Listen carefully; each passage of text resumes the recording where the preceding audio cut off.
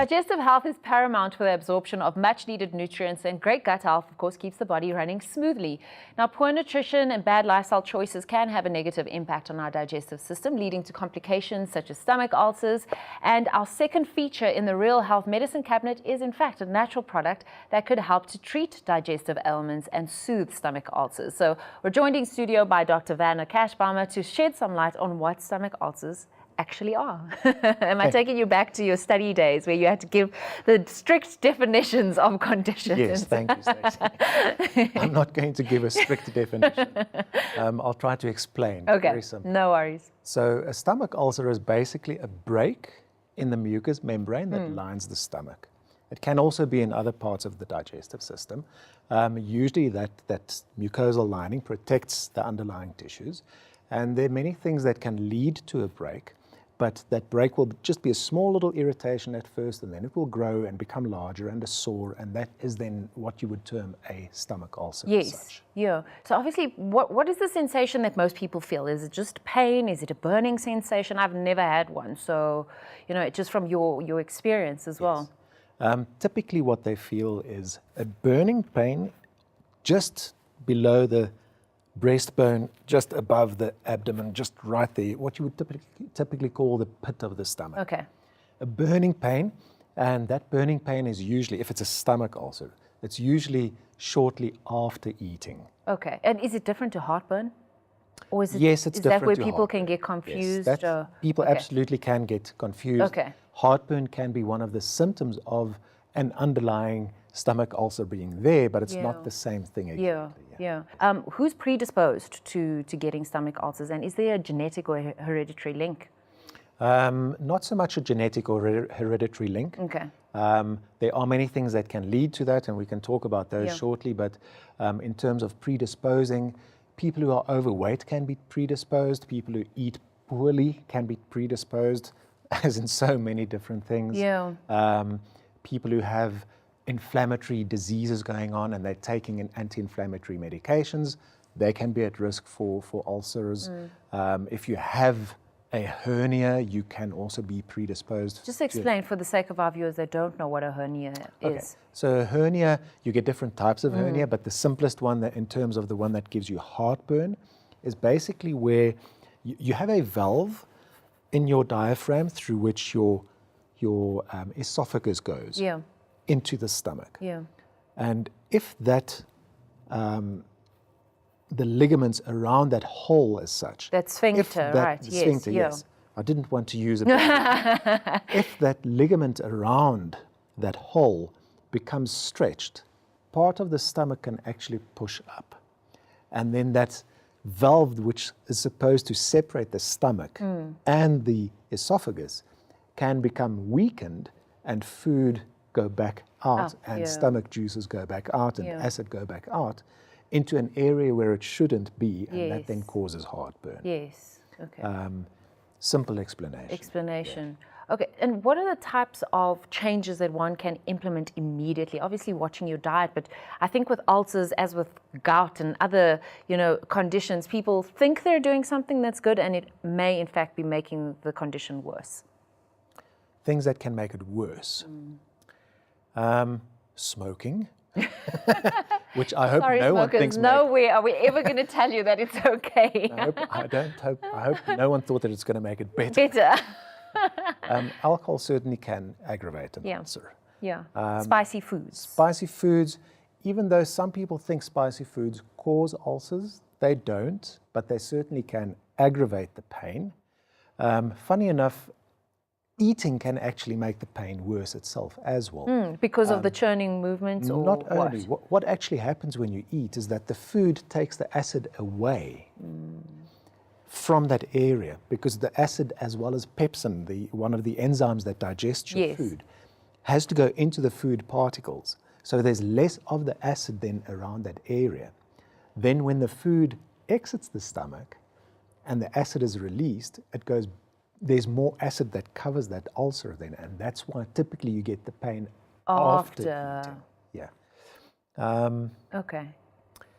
I know some people have said because they've got a stomach ulcer, they've got to eat starchy foods, dry biscuits, intuitively that says to me it's going to actually make the situation worse. But where did that school of thought come from? I have no idea where that school of thought would have come from, but certainly starchy foods, what is called farinaceous food, so food that can cause gas, certainly can make it worse, and that's definitely your wheat and those sort of things.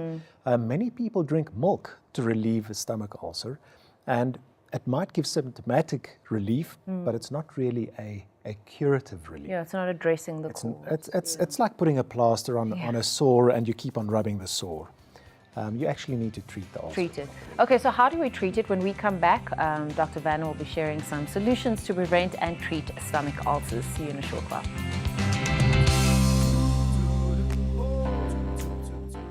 Well, thanks so much for tuning into the show. We're continuing our chat with Dr. Werner Kasbaumer about stomach ulcers. I'm not sure we actually got to it, but what actually causes the ulcer? So in the past, there was a big school of thought that thought stress played a major role. And certainly it still does.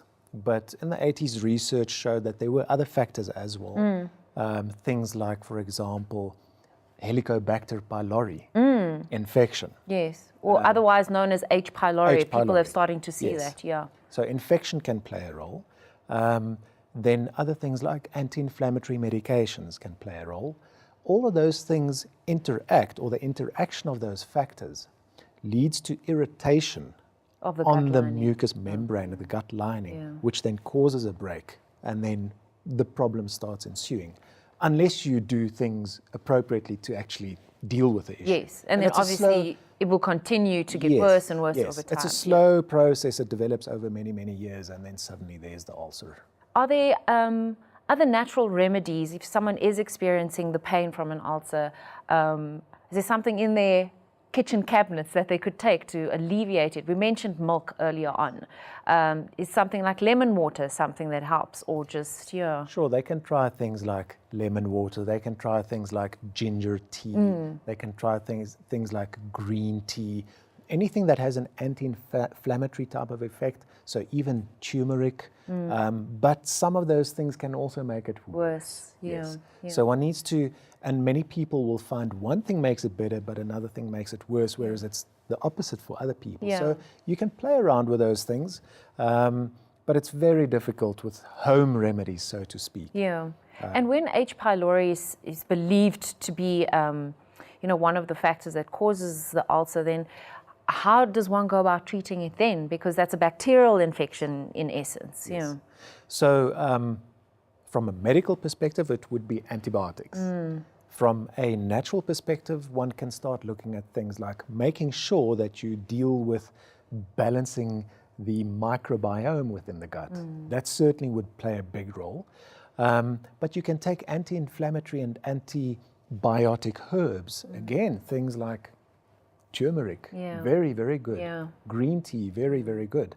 But then just one step back, one needs to also understand that there's significant scientific information around that shows a host change before an infection ensues. So we've got to ask the question, is the H. pylori there because of the body not dealing with whatever it is dealing with appropriately, or is it the H. pylori that's causing it? And that's a very tenuous line that we walk there.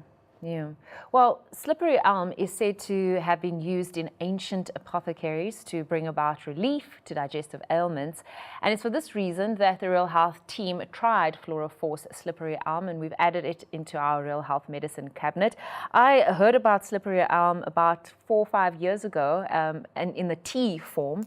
And I just love the name because it reminds me of like a children's fantasy book. It sounds like, they were foraging in the forest and they found some slippery elm.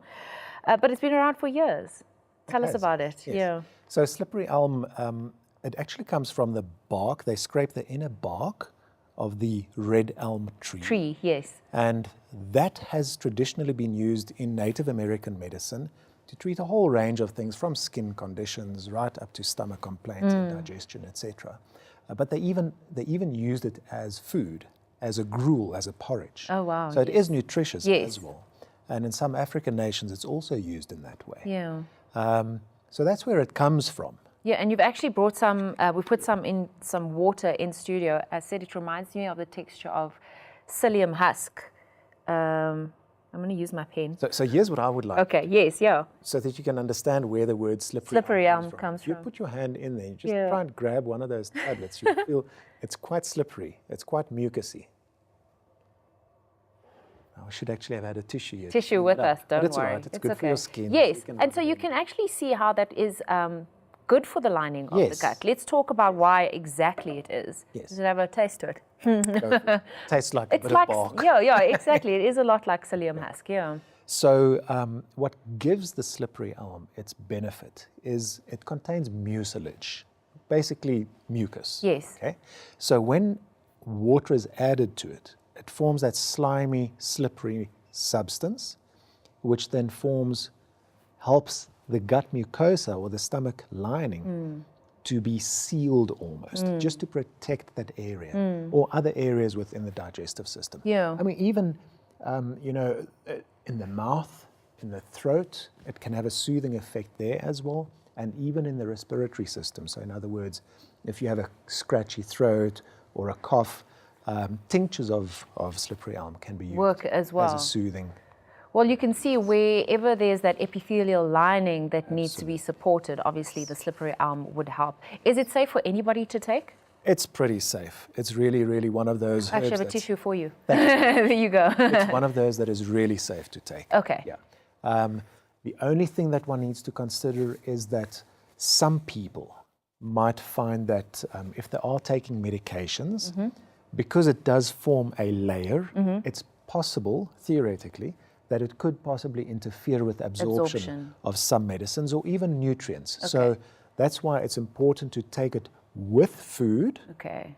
But if you're taking, for example, vitamin supplements or you're taking medications, speak to your practitioner to make sure that you are on an adequate dosage to still get the benefits of whatever absorption you're taking. of your other nutrients. And take your vitamins away from taking the slippery elm. Okay. It's almost like when you take antibiotics and probiotics, keep them separate so that you can ensure absorption as well. Where do people find it?